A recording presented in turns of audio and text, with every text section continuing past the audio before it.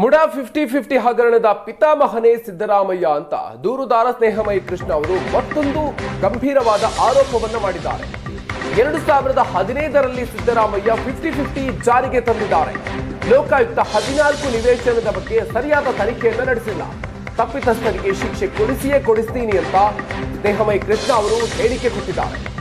ಲೋಕಾಯುಕ್ತ ವರದಿಯಲ್ಲಿ ಲೋಪ ಇದೆ, ನಮ್ಮ ಆರೋಪಕ್ಕೆ ಸಾಕ್ಷಿ ಇದೆ ಅನ್ನುವಂಥ ಮಾತನ್ನ ಸ್ನೇಹಮಯಿ ಕೃಷ್ಣ ಅವರು ಹೇಳಿಕೆಯನ್ನು ಕೊಟ್ಟಿದ್ದಾರೆ. ಮುಡಾ ಹಗರಣವನ್ನು ಸಿಬಿಐಗೆ ವಹಿಸುವಂತೆ ಇವತ್ತು ಹೈಕೋರ್ಟ್ ವಿಭಾಗೀಯ ಪೀಠದಲ್ಲಿ ಮೇಲ್ಮನವಿಯನ್ನ ಸಲ್ಲಿಸಿದ್ದೀನಿ ಅಂತ ನಿನ್ನೆ ಮಾಧ್ಯಮಗಳ ಜೊತೆಗೆ ಮಾತನಾಡುವಂತಹ ಸಂದರ್ಭದಲ್ಲಿ ಅವರು ಹೇಳಿದ್ದಾರೆ.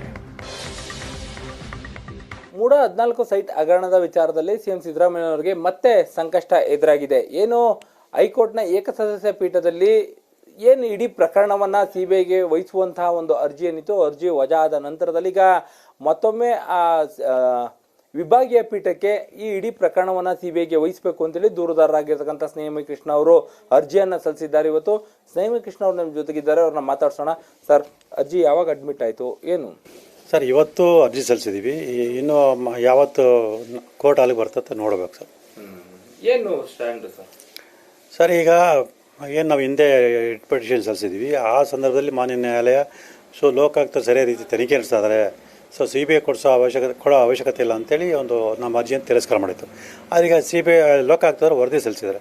ಆ ವರದಿಯನ್ನು ಗಮನಿಸಿದಾಗ ಅವ್ರು ಸರಿಯಾದ ರೀತಿ ತನಿಖೆ ನಡೆಸಿಲ್ಲ, ಆರೋಪನ ರಕ್ಷಣೆ ಮಾಡೋ ಉದ್ದೇಶದಿಂದ ಸಾಕ್ಷ್ಯಗಳು ಸ್ಪಷ್ಟವಾಗಿದ್ದರೂ ಕೂಡ ಸಾಕ್ಷ್ಯಗಳ ಕೊರತೆ ಅನ್ನೋ ಹಿನ್ನೆಲೆಯಲ್ಲಿ ಸುಳ್ಳು ವರದಿಯನ್ನು ಸಲ್ಲಿಸಿದ್ದಾರೆ.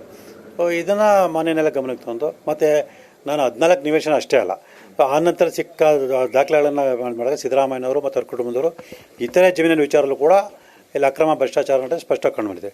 ಇದ್ರ ಬಗ್ಗೆಯೂ ಕೂಡ ಲೋಕಾಯುಕ್ತರ ಮನವಿಯನ್ನು ಪತ್ರ ಕೊಟ್ಟಿದ್ದೆ ನಾನು. ಅದನ್ನೆಲ್ಲ ಪರಿಗಣಿಸಿಲ್ಲ. ಬರೀ 14 ನಿವೇಶನ ಸಂಬಂಧಪಟ್ಟಾಗೆ ಇವರು ಈ ರೀತಿ ಸುಳ್ಳು ವರದಿ ಕೊಟ್ಟಿದ್ದಾರೆ. ಅಂದರೆ ಇದಕ್ಕಿಂತ 100 ಪಟ್ಟಷ್ಟು, ಅಂದರೆ ಸಾವಿರಾರು ನಿವೇಶನಗಳ ಬಗ್ಗೆ ಇನ್ನು ಯಾವ ರೀತಿ ತನಿಖೆ ನಡೆಸ್ಬೋದು ಅನ್ನೋ ಆತಂಕ ನನಗೆ ಬಂದಿದ್ದರಿಂದ ಈ ಪ್ರಕರಣ ಸಿಬಿಐ ಕೊಡಿಸುವಂಥ ಪ್ರಯತ್ನವನ್ನು ಮಾಡಬೇಕು ಅಂತೇಳಿ ಮೇಲ್ಮನೆ ಸಲ್ಲಿಸಿದ್ವಿ. ಈ ಸಂದರ್ಭದಲ್ಲಿ ರಾಜ್ಯದ ಮುಖ್ಯಮಂತ್ರಿ ಆಗಿರ್ತಕ್ಕಂಥ ಸಿದ್ದರಾಮಯ್ಯನವ್ರಿಗೆ ತಾವೇನು ಹೇಳೋಕ್ಕೆ ಇಷ್ಟಪಡ್ತೀರಿ? ಸರ್, ಏನು ಮೋಡ ಬ್ರಹ್ಮಾಂಡ ಭ್ರಷ್ಟಾಚಾರ ಇದೆ ಅಂದರೆ 50 ಅನ್ನಪದ ನಿವೇಶನಕ್ಕೆ ಸಂಬಂಧಪಟ್ಟಾಗೆ ಅದರ ಪಿತಾಮಹನೇ ಸಿದ್ದರಾಮಯ್ಯ. ಆ ದಾಖಲೆ ನನಗೆ ಈಗ ಲೋಕಾಯುಕ್ತ ದಾಖಲೆ ಸಿಕ್ಕಿದೆ. ಅಂದರೆ 50 ಅನ್ನಪದ ನಿವೇಶನ ಕೊಡಬೇಕು ಅಂತೇಳಿ ಅಧಿಸೂಚನೆ ಹೊಡಿಸುವಂಥ ಕೆಲಸ ಆಗಿರೋದೇ ಸಿದ್ದರಾಮಯ್ಯ ಅಧಿಕಾರಾವಧಿಯಲ್ಲಿ, ಅದರಲ್ಲಿ 2015 ಇಸ್ವಿಯಲ್ಲಿ. ಆ ಅಧಿಸೂಚನೆ ಕೂಡ ಸ್ಪಷ್ಟತೆ ಇಲ್ಲ. ಅಲ್ಲಿ 40 ಅನ್ನೋದು 50 ಅಂತೇಳಿ ತಿದ್ದುಪಡಿ ಆಗಬೇಕು ಅನ್ನೋ ಒಂದು ಉಲ್ಲೇಖ ಇದೆ ಅಷ್ಟೇ ಹೊರತು 60 ಬಗ್ಗೆ ಏನು ತಿದ್ದುಪಡಿ ಆಗಬೇಕು ಅನ್ನೋ ಉಲ್ಲೇಖ ಇಲ್ಲ. ಹಾಗಾಗಿ ಅದು ಅವೈಜ್ಞಾನಿಕ ವರದಿ ಅಂತೇಳಿ ಸಿದ್ದರಾಮಯ್ಯ ಸ್ವತಃ ಗೊತ್ತು. ಮತ್ತು ಅದು ಅಲ್ಲದೆ ಆ ಒಂದು ಅಧಿಸೂಚನೆಯಲ್ಲಿ ಏನು ಇದೆ ಅದು ಮುಂದಿನ ದಿನಗಳಲ್ಲಿ ಬರ್ತಕ್ಕಂಥ ಜಮೀನುಗಳಿಗೆ ಸಂಬಂಧಪಟ್ಟಾಗಿ ಉಲ್ಲೇಖ ಇರೋದು. ಇಂದಿನ ಬಡಾವಣೆಗೆ ಸಂಬಂಧಪಟ್ಟಾಗಿ ಉಲ್ಲೇಖ ಇಲ್ಲ. ಹಾಗಾಗಿ ಅದು ವಿಷಯ ಗೊತ್ತಿರೂ ಕೂಡ ಇವರು ತಮ್ಮ ಕುಟುಂಬದ ಹೆಸರಿಗೂ ಕೂಡ ಅದೇ ಅಧಿಸೂಚನೆ ಆಧಾರದ ಮೇಲೆ ನಿವೇಶನ ಪಡಿತಾರೆ. ಮತ್ತು ಅದೇ ಅಧಿಸೂಚನೆ ಆಧಾರದ ಮೇಲೆ ಇತರ ರಾಜಕಾರಣಿಗಳಿಗೆ, ಇತರ ಪ್ರಭಾವ ವ್ಯಕ್ತಿಗಳು ಕೂಡ ಹಂಚಿಕೆ ಮಾಡೋಕ್ಕೆ ಅವಕಾಶ ಮಾಡಿಕೊಟ್ಟಿದ್ದಾರೆ. ಇದೆಲ್ಲ ಗೊತ್ತಿರೂ ಕೂಡ ಕ್ರಮ ತಗೊಳ್ಳಲ್ಲ. ಮತ್ತು ಎಲ್ಲದಕ್ಕಿಂತ ಮುಖ್ಯವಾಗಿ ಇಡೀ ಕರ್ನಾಟಕದಲ್ಲಿ 32 ನಗರಾಭಿವೃದ್ಧಿ ಪ್ರಾಧಿಕಾರಗಳಿದೆ.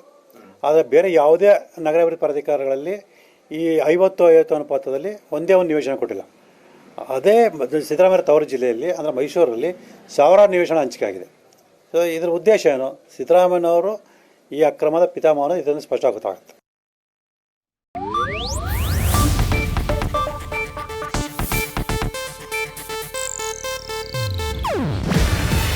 ಇದು ಏಷ್ಯಾನೆಟ್ ನ್ಯೂಸ್ ನೆಟ್ವರ್ಕ್ ಪ್ರಸ್ತುತಿ.